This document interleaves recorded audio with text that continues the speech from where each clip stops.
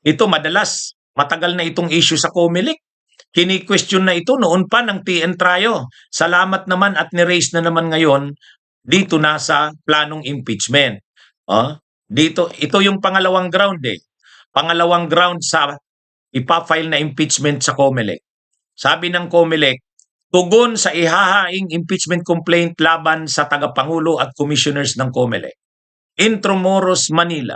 Nakarating sa tanggapan ng Commission on Elections ang pahayag ukol sa paghahain ng impeachment complaint sa House of Representatives nina Attorney Elreds Marvin B. Asiron at Attorney Sikini Labastilla laban sa tagapangulo, chairman at commissioners ng COMELEC dahil umano sa paggamit ng ibang source code sa makina, pagkakaroon ng hindi autorisadong intermediary server, single private IP address at sistematiko at selective na pagpapatupad ng mga batas ukol sa campaign finance.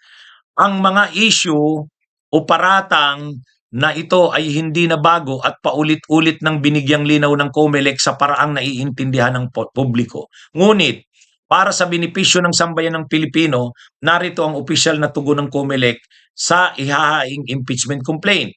Charge 1, pag-deploy ng software version 3.5.0 sa 110,000 automated counting machines, ACMs, na hindi dumaan sa source code review noong 2025 national and local elections. Ang huli at pinal na version ng source code ng ACM o ang version 3.50 ay sumailalim sa legal at tamang proseso mula sa mabusising pagsusuri ng mga kinatawan ng accredited citizens arms at IT groups professional experts sa local source code review hanggang sa pag-audit at certify nito ng isang independent at third-party international certification entity na ProVNV mula sa Alabama, USA. Sa bukod na pahayag ng ProVNV, nilinaw nito ng isinagawa nilang source code review ay version 3.50 na siyang naging final trusted build ng ACM noong 29 March 2025, 9 a.m. PST, Huntsville, California, USA. Alabama, USA. Sa makatwid, ang source code version 3.25 national ay sumusunod sa tamang proseso na itinakda ng batas. So anyway, technical na usapin ito. Magandang mapag-usapan na yan sa impeachment. Siguro naman ipipresent ng mga complainants nila Attorney Marvin Asiron ang TN Trio dyan, lalo na si retired General Eli Rio. Kasi matagal na yan nire-raise nila retired General Eli Rio eh. So sa pagkakataong ito, at least mapag-uusapan na sa impeachment.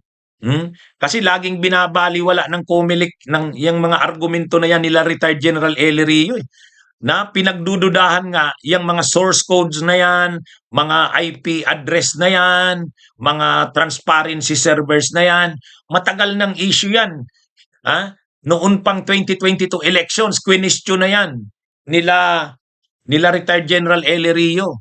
Kaya lang hindi naman binibigyang atensyon ng COMELEC eh. Nang humupa na ang issue, binaliwala na. Salamat ngayon, i-raise na yan sa impeachment para mapag-usapan talaga. Siyempre magpipresent na ng mga experts ang election experts, IT experts ang complainants. Kaya mas mapag-uusapan na ito. Kasi kapag sa impeachment, at least formal yan. Kaya salamat naman at mapag-uusapan na yan. Kasi matagal ng issue yan sa COMELEC, yung issue ng mga source codes na yan, IP address, tapos yung transparency servers na yan. Kaya lang matagal na nga, 2022 elections pa, kini-question na yan ng mga IT experts. Hindi naman siniseryoso ng COMELEC. Ngayon, at least dito, pag sa impeachment yan, mapag-uusapan yan. Mabubusisi yung issue na yan. Ngayon, kung totoo pala na mali ang ginawa na yan ng mga commissioners ng COMELEC, pwedeng kaduda-duda yan, pwedeng maging ground talaga yan sa impeachment, pwedeng maging ground talaga yan. Kaya, mga kabunyog, mga kababayan, ang dalawang grounds na ginamit ng complainants, ang una ay yung mga nakakadismayang desisyon ng COMELEC doon sa mga kaso nila Marcoleta at Chis Escudero. nawala na ang tiwala ng tao, betrayal of public trust. Ang isa pa, itong mga questionable ang paggamit ng mga source codes, transparency servers, IP address. Matagal ng issue ito. At least ngayon, mapag-uusapan yan. So, abangan natin mga kabunyog, mga kababayan, kasi talagang ipa-file na yung impeachment complaints at ano na ito, sinabi na mismo ni Attorney Marvin Asiron, nag-presko na sila tungkol diyan, ready na nilang i-file ito. Yun yung sinabing mga grounds. Ngayon, itong paliwanag na ito ng COMELEC, itong sagot na ito ng COMELEC, sige, abangan natin kung yan nga bang sagot na yan ng COMELEC ay makaka-stand. O ngayon, mga kabunyog, mga kababayan, ang isang issue dyan, sana sa parte ng Kongreso, itong ipa-file na ito na impeachment complaints laban sa mga commissioners ng COMELEC, sa pangunguna ni COMELEC Chairman Garcia, sana makakuha ito ng endorser. Kasi hindi pwede na may complainant, walang endorser. Dapat may endorser. Siguro, siguro naman nakikipag-usap na itong mga complainant, sila Attorney Marvin Asiron, naghahanap na sila ng endorser. Mabuti kung nanalo ang Bunyog, ako yung first nominee, ako mismo ang mag-i-endorse niyan. Eh wala eh. Siguro baka sa Makabayan Black makakuha ng endorser or baka sila Laila de Lima, baka si Chel Jokno. Siguro kinakausap na rin naman yan nila Attorney Marvin Asiron. Hindi naman yan magpa-file ng impeachment nang wala silang kausap na magpa-file ay mag-i-endorse. Kailangan kasi ng endorser eh. Kailangan may isa, at least isa na endorser. Kapag na-endorse ito, yun nga, ang problema kasi talaga dyan, sabi nga ni, ang problema dyan, syempre, medyo takot ang mga kongresista sa COMELEC. Medyo takot ang mga kongresista sa COMELEC eh. Kaya, syempre, baka mahihirapang maghanap ng endorser. Ang isa pa, kapag endorser ka kasi, kabisado mo yung kabisado mo yung issue, yung grounds. Syempre, ikaw yung magdidepensa niyan. Sa Justice Committee kasi, hindi naman yung complainants pinagsasalita sa issue ng sufficiency in form, yung endorser lang yan na kongresista eh. Ay syempre, kung ikaw, ang pinag-uusapan doon masyadong technical, mga source code, transparency servers, IP address, dapat bilang endorser, kumbinsido ka rin doon sa mga grounds na yon. Kaya, ito mga kabunyog, mga kababayan.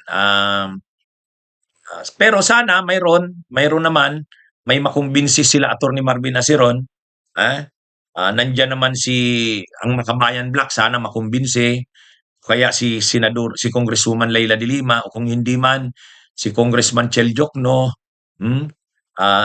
sana ipaglaban nila itong issue na to. Ito napaka-importante nito. Interesado talaga ang sambayan ng Pilipino na ma-resolve na itong issue na to sa COMELEC. Kasi matagal na yan. Matagal na yung issue na yan sa COMELEC eh. Noon pang 2022 elections, ngayon na namang 2025 elections, naghahanap na ang taong bayan ng katotohanan. Ano ba talaga ang nangyayari sa mga elections natin? At ang nasisira na rin ang COMELEC, wala nang tiwala ang taong bayan.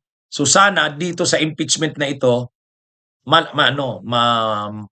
lumabas ang katotohanan. Kasi matagal ng issue itong tungkol sa COMELEC na ito eh. Mga kabunyog, mga kababayan. So abangan natin ang mangyayari. Pero sana mayroong endorser. Kasi hindi gugulong ang impeachment na yan laban kila Garcia at sa COMELEC commissioners kung walang endorser. Dapat mayroon kahit isa man lang. Mga kabunyog, mga kababayan. Ito? Siguro kaya hindi pa pina-file nila Attorney Marvin Asiron yung impeachment. In-announce pa lang nila na magpa-file sila at ready na, pero hindi pa naman sila nag-file eh. Siguro naghahanap sila pa ng endorser. Kasi kailangan talaga. Kailangan hindi pwedeng, hindi gugulong ang impeachment kung walang endorser, kahit isa lang. Bunyog, halika na kasama ka. Bunyog, pagbuklod ay may pag-asa. Luzon, Visayas, Mindanao, isa ang pananaw. Sa bagong Pilipinas ang bunyog isisigaw.